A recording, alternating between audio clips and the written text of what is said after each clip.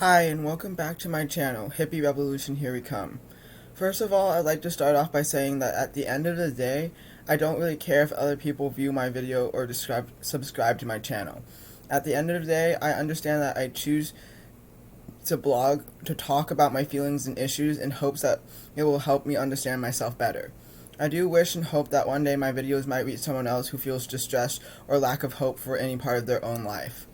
I guess what I'm trying to say is that if you were to ask me how I'm doing right now, in this present moment, I don't know what I'd say or where I would begin.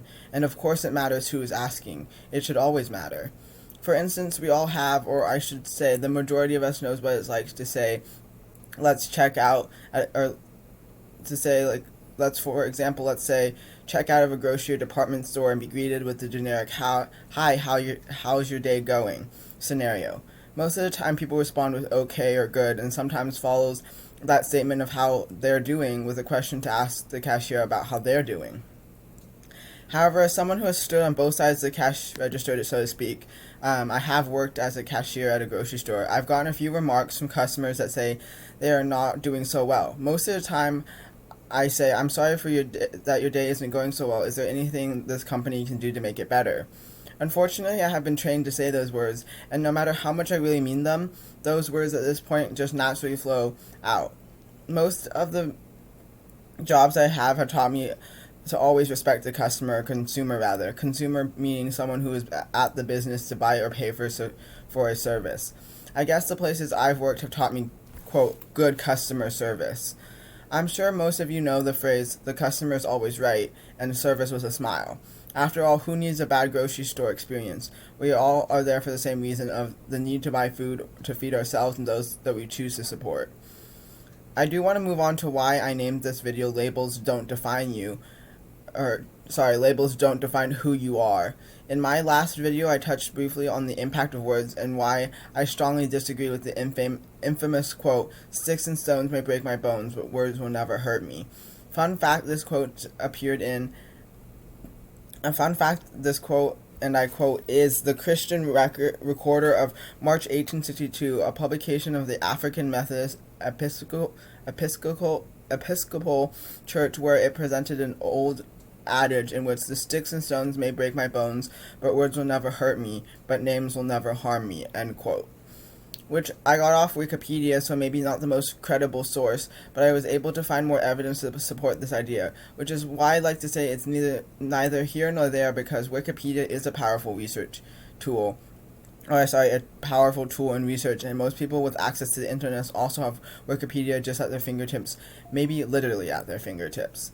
But back to the topic of why I so strongly believe that labels can't define you. I will start by giving a personal example. After all, that's all I know is the personal stuff to me. When I was 16, I was diagnosed with bipolar 2, which happens to be different from bipolar 1, which is why there are two types of bipolar, at least that medical science can prove. If you don't know what bipolar disorder is, then let me educate you on my personal understanding of it. Google defines bipolar disorder, and I quote, bipolar, formerly called manic depression, is a mental health condition that causes extreme mood swings that include emotionally high mania or hypomania and low depression. When you become depressed, you feel sad or hopeless and lose interest or pleasure in most activities. And Google also defines the difference between bipolar 1 and bipolar 2 as I quote again, bipolar 1 disorder involves people of severe mood episodes from mania to depression. Bipolar 2 is a milder form of mood elevation involving milder episodes of hypomania that alternate the periods of severe depression. As far as I can agree with the second quote I just read of the differences between the two, I also strongly disagree with bipolar should be defined at all. What I'm trying to say is that I don't define myself as bipolar, which has nothing to do with my own diagnoses by medical professionals or their correctness or rightness about the whole situation. Once again, at the end of the day, I define who I am. No one else gets to define me. So I'm going to say that I'm a human who happens to be bipolar, but I'm not a bipolar human. I don't define myself as being manic or hypermanic, although I do experience what is known as hypermania, and I do experience bouts of depression. What I do know is that we all have the possibility of experiencing pain, metaphorically, mentally, spiritually, physically, sexually, the list goes on. But because I know and have witnessed people and have been a person in pain, I also know that pain is a way, and the way that we react to it have nothing to do with who we truly are. And because of of that statement, I can say that I am okay. In my heart and soul, I believe that I am okay. I'm mentally and emotionally strong. Whatever that means to you, I won't let someone else define me. We all have labels or words for parts of you that are harder to define. We all have parts of ourselves that we try to hide from the rest of the world, maybe because we are ashamed, and maybe because we fear the world might see us as in a different lighting than in the way that we see ourselves. Personally, I believe that everyone has a different perspective, and because in a way we all carry around our own lenses on life, so to speak. That is why if you really knew me, you know I love to talk in metaphors or riddles. I like to boggle people's mind because at the end of the day, I know what I can actually do with my words, and I want to try to help people instead of hurt them, and I hope that that's what I'm doing with this video.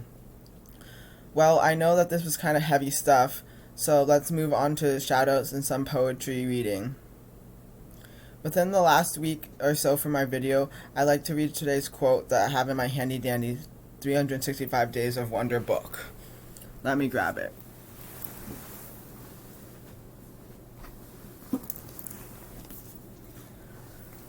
So today is Friday, September 11th, and it's the same book that I had in my first video. It's 365 Days of Wonder. So we're going to flip to Friday, September 11th.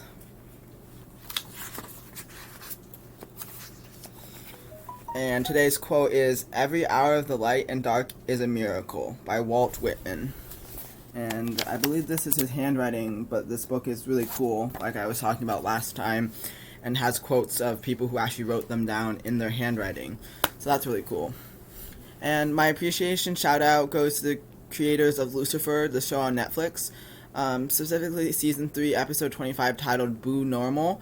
I won't spoil anything as it is part of the middle of the show, but the episode helped me understand some of my personal and mental health issues that I can't even begin to explain.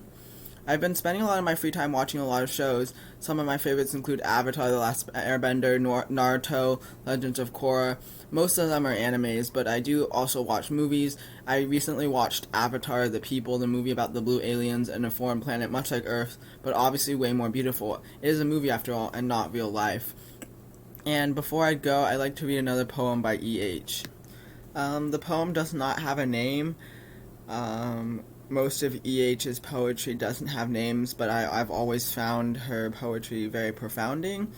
So the poem goes, "We're waiting for tomorrow, but tomorrow never comes. Our last breath is right upon our heels, yet we still refuse to run. 86,400 seconds, and we're in another day, all slipping through our fingers as we look the other way. Days, weeks, months, and years are made up of right now, a string of fleeting moments that we never can pin down. We gaze into the future as though it's where we're meant to be, always planning for the day, and we can say that we're happy. We spend so long looking forward that we may well be blind, since we don't see until the very end all the things we left behind. And now it's just a theory, but I think I've worked out how that the only way to happiness is love what we have now." And so I chose that poem because I do take my days day by day. It's always one step in front of another, and I hope that if any of you are also struggling with your life, or of any parts of your life, that you can take this poem with a grain of salt and possibly try to move forward from whatever you're going through. Nothing lasts forever is probably one of the best sayings I've heard out there, right? Emotions aren't forever. Even though you feel really depressed or really sad right now, does not mean that you can't feel something different tomorrow. And it doesn't mean that you get to choose happiness, but it does mean that you get to choose what makes you happy. And for that, I think that happiness isn't a choice, but that you can gain what you understand as happy for yourself. We all have a different understanding of that. And that is going to conclude my video, and I hope that you guys have a great rest of your day, a great rest of your week, and I will be posting in another 2 weeks. Feel free to subscribe to my channel only if you want to, and that's about it. I hope that you guys can take what I have to say with a bit of stride and a grain of salt as well, because not everything I say is correct, and not everything I talk about I put forth from my own life, which is what I'm trying to do, is practice what I preach. Alright, bye guys.